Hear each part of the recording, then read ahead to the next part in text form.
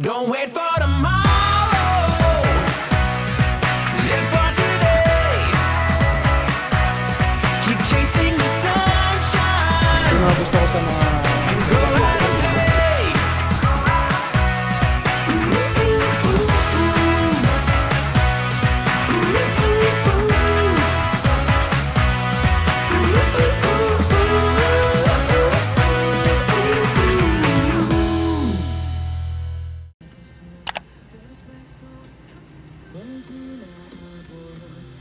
Hey guys, what's up? So these are just normal days dito sa Canada. So ngayon nandito kami sa Value Village, sa mga sikat na thrift store dito. So meron ako 6 items and sobrang good ng selection dito guys. Hindi siya yung typical na parang ukay-ukay store, as in naka-ano na talaga sila, naka-select na talaga yung mga maayos para silang mga mukhang bago guys. Kasi dito sa Canada parang twice or thrice lang nila sinusuot yung mga damit every season. So sobrang goods din ng mga quality. Pakita ko sa inyo yung mga sample. So this one is a dry fit na collared shirt. So gamitin ko to pag nag-walk, nag-run, ganyan. Ito din ang ganda oh.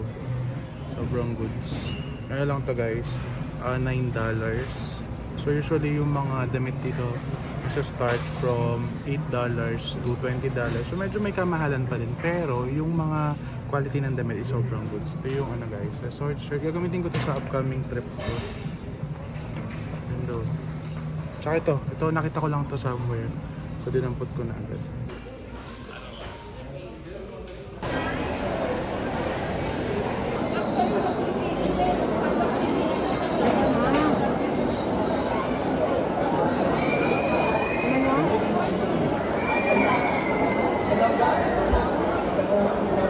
Hey guys, good morning. So today is a Saturday and nandito kami ngayon sa St. Jacobs Farmers Market.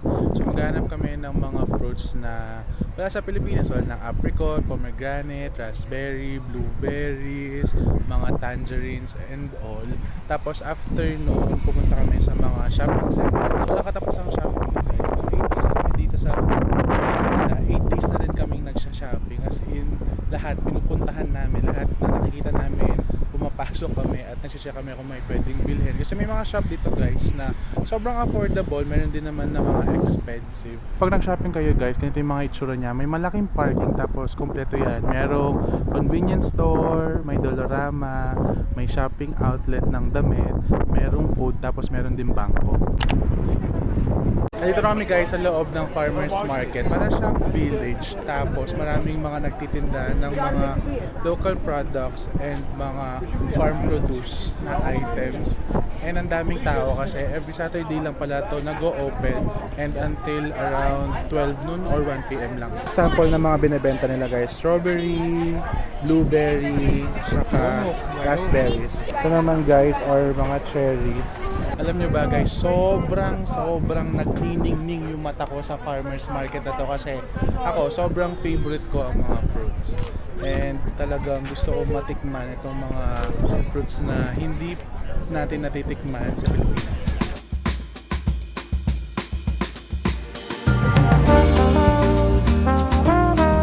Guys, as para gusto, meron kaming tanim dati nito sa farm. Sobrang sarap nito guys sa beef, tapos may oyster sauce. So far guys, ito na yung mga prutas na nabili namin. As in, sobrang dami. Mamaya magta-taste test tayo. And sabi ng tita ko guys, itong local farmer na to, ginawa talaga to for Canadian farmers. Tapos sinusupport siya ng government and mga locals. Kasi sila talaga yung parang backbone ng economy nila. Ito yung mga gusto ko sa mga local market, may mga free taste eh.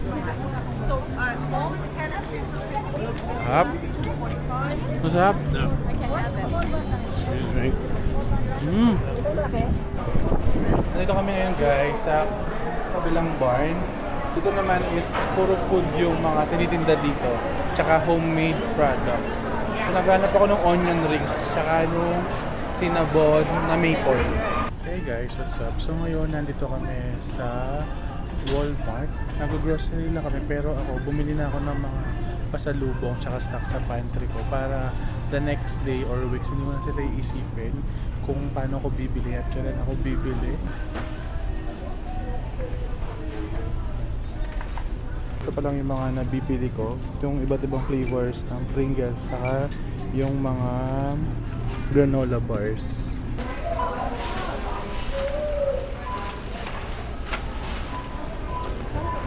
So, nakauwi na kami sa bahay and nakapag-film na rin ako nung tinry ko tong mga fruits. So, panoorin nyo lang dun sa TikTok account ko. So far, ang pinaka-favorite ko dito is syempre yung US cherries and itong nectarines. Para siyang orange apple. Tapos yung lasa niya is parang persimmon.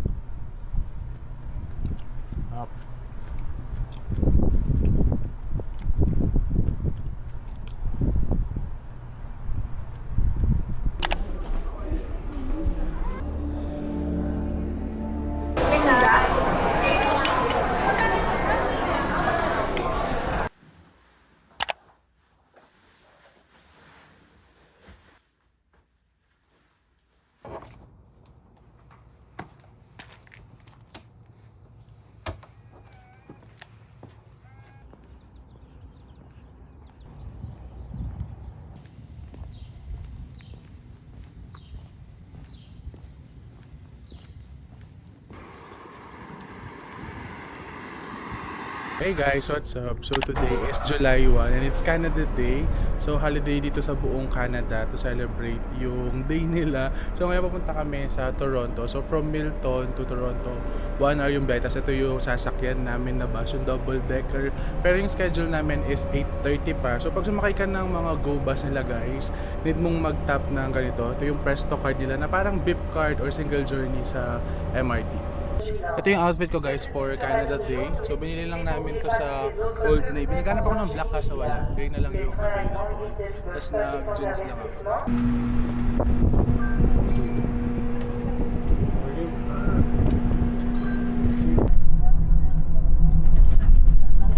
So after an hour, nandito na kami sa Toronto, sa Union Bus Station. Ito yung bus station nila guys, parang airport, sobrang ganda. So sa Pilipinas, para siya yung kamukha ng PTEX, na dito lahat nagsastop yung mga iba't ibang bus from other provinces.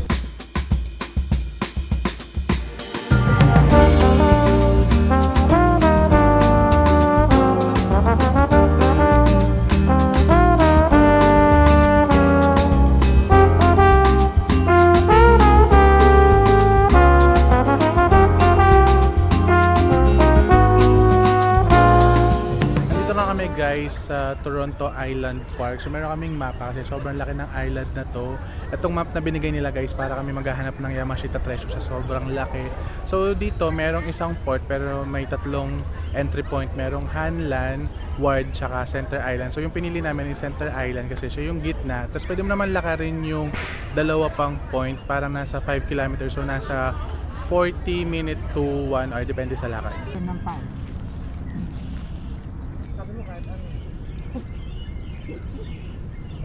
Dito sa island guys, sobrang daming pwedeng gawin. Kaya dito siguro mostly nagsiselebrate yung mga Canadian kasi mayroong beach, mayroong mga parks, may mga areas kung saan pwede mag-picnics, ang daming mga food stalls, food booths, mga cars. Tapos marami din mga pwedeng ibang activities guys. Dito sa likod ko mayroong rides. Dun sa kabila naman dun sa lake may water taxi, may dragon. Yung sa kamukha sa Pilipinas yung nakikipag-compete. Tapos marami din mga places guys na pwede kung saan pwede magpahinga. Dito kami ngayon guys sa beach area na itong island. At para siyang pinag-collab na ano guys, Burnham Park na may pagka Manila Bay. Ganun yung as in napipicture ko sa kanya.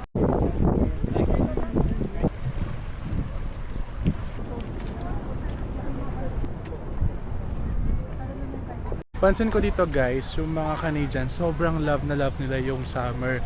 As in, nagbababad talaga sila sa araw. Kasi guys, sobrang haba ng winter and cold days nila. Parang inaabot ng 6 months or marami pa. So yung mga parks and mga pasyalan dito, mostly sarado sila pag winter. Kaya sinusulit talaga nila yung days nila pag summer na. Habang nagpapahinga yung mga titas of Pampanga guys, ako maglilibot muna ako dito sa loob ng Center Island. Kasi ako napanood yun yung mga previous vlog ko. Sobrang gusto ko talaga yung mga alone time. Yung ina-explore ko yung isang lugar, tapos wala akong iniisip, ganyan yung sarili ko lang. Wala akong pakialam kahit maligaw ako. Kasi mayroon naman akong eSIM, so mayroon naman akong data. Pwede naman akong mag-maps in case na maligaw ako dito. And dito sa area na to guys, ito yung mostly yung mga activities for kids and adults. Yung mga rides, mga gondola, and dun sa yan.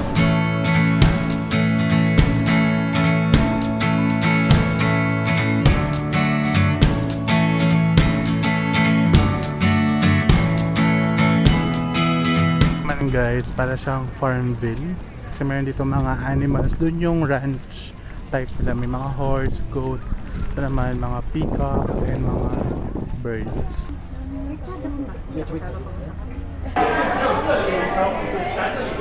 Hey guys, what's up? So ngayon nandito kami sa Union Station. Hindi lang pala siya bus station guys. Sa kabilang side niya, merong food court, mga shopping center. So pumunta ako mamaya sa Sephora. Umorder ako ng coffee dito sa Arabica. So lagi ko in-order is yung Kyoto Latte. Sobrang sarap nito guys. Try niyo siya.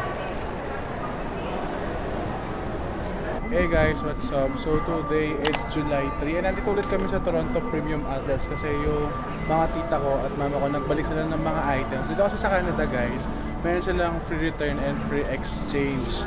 Actually wala naman talaga akong balak mag-shopping. Ang bibili ko lang dapat is medyas sa Adidas kasi nagkukulang na yung mga white socks ko. Pero ang ending guys, ang dami kong binili sa Adidas kasi naka 50% off. Bumili ako ng sapatos, ng sombrero, tapos bumili ulit ako ng duffel bag kasi sobrang mura niya guys. Parang nasa $30 na lang siya, tapos yung size niya is yung XL.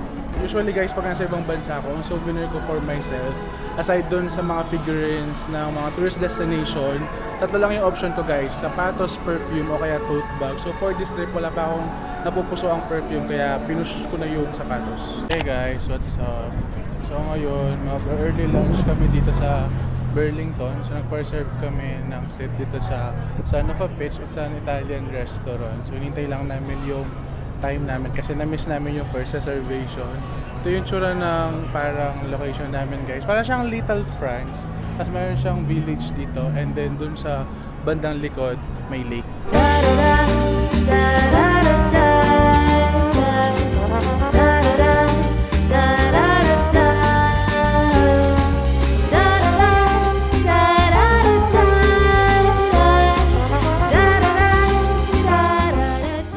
What's up? So, update lang. It's already 8:17 tapos na kaming kumain. Story time lang guys kasi kumain kami dito sa Son of a Pitch. Nag-wait kami dun sa seat namin ng almost 35 minutes. Tapos yung waiting time namin dun sa food namin is around 40 minutes.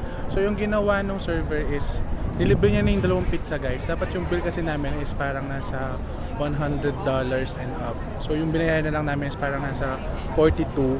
Compensation daw yun kasi sobrang tagal namin naghintay. Sa Pilipinas guys, kahit maghintay ka ng 2 hours, walang libre. Nandito kami ngayon guys sa Burlington Lakeshore. So meron ditong parang bridge kung saan pwedeng mag-rest. Then sa likod, park siya guys. Then sa side is pwede kang mag-water activities. Merong jet ski and other type of boats.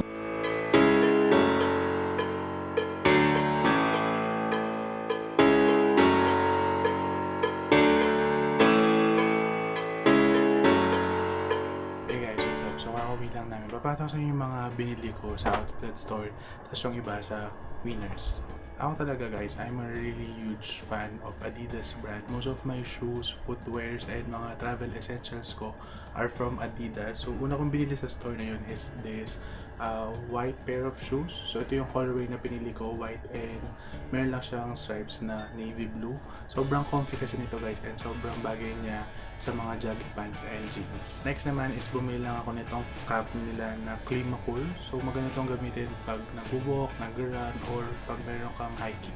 Actually guys, ito lang talaga dapat yung bibili ko sa Adidas store. 3 pares ng socks kasi tinatamad na akong maglaba dahil yung nadala kong socks is 5 pair lang ata. So bumili ako ng additional 3 pairs. Last item naman guys is this XL duffel bag. So meron siyang 5 exterior pockets. Tapos meron lang siyang yung logo nila dito na 3 stripes. Sobrang ganda nito guys. So nung nakita ko siya, even though na meron pa siguro ako 4 na duffel bag, sabi ko hindi ko siya pwedeng palagpasin. Next item naman guys are from Winners. I just got 2 items. Una is this Goyam short. It's an athletic short guys, and from French brand ata to. Last item naman guys is from Under Armour. So binili ko lang itong color navy blue na parang track jacket. Hey guys, good morning. So today is July 5 and it's already 8:30 AM. So ngayon nandito na kami sa town of Lincoln. So itong area na to guys, known siya for mga cherry pickings, nectarine pickings, apple, and marami din ditong mga vineyards. So ngayon pupunta lang kami dun sa entrance to pay yung entrance fee na parang $12. Tapos may kasama na siyang basket. Tapos pwede mo siyang punuin ng cherries. And pwede ka rin kumain habang namimitas.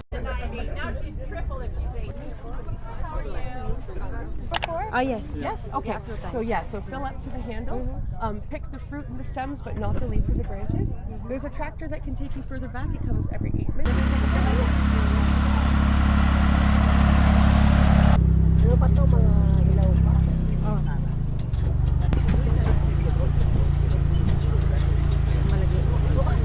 Nandito kami ngayon sa loob ng farm guys. Sumakay kami ng traktor kasi inatid nila kami dun sa mga hinog na puno na cherries. And ganito lang kalaki o kataas yung mga cherries guys. As in, hindi mo na kailangan umakyat. As in, pipitas ka na lang. So ang gagawin namin is maghahanap kami ng tree na matamis yung bunga. Kasi yung mga natikman namin previously maasim. Etong cherry picking guys, seasonal lang sila. Once a year lang silang magbunga. So chinecheck namin yung page ng farm if pwede na magpita. So July 4 sila nag-announce na pwede nang pumunta sa farm and maglalas lang yung fruits ng around 2 weeks. Kaya alam mo na yun, arangkada agad. Kumain ng isang piraso ng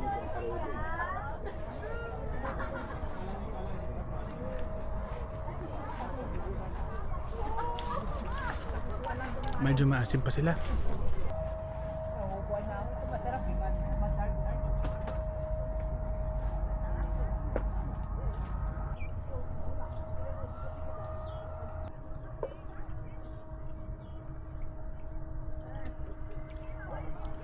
Kasi date guys, wala pang 1/4 yung na-pick ko kasi yung mga halaman dito maaasim, parang pwede silang pang sinigang.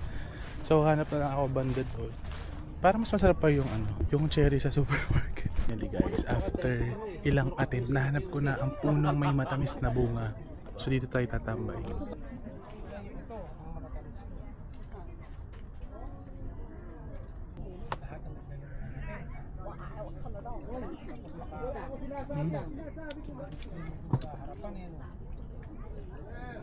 mama na. Sit mama na, sit. Good boy.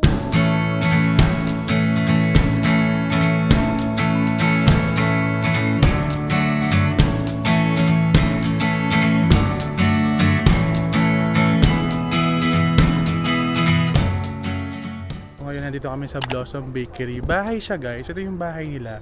Tapos yung barn sa likod, dun yung mismong bake shop nila. And hindi siya along the highway guys. As in sasadyain mo pa talaga siya sa gitna ng mga vineyards and apple tree. So far kami pa lang yung nandito sa bakery shop. And mag-order kami ng food. And alam nyo ba guys, papunta kami dito. Pasakay na ako ng sasakyan, nahulog yung camera sa semento. So nabasag tong sa harap niya. Sana lang to, yung tempered glass, hindi yung lens. Kasi naniniwala naman ako na strong yung Leica. Cause these are the best days. These are the best days. These are the best days of our lives, of our lives. There's magic in the air and it feels so right. Yeah, yeah, yeah. So follow if you dare, and you'll see the light shine so bright. 'Cause these are the... Don't wait for tomorrow.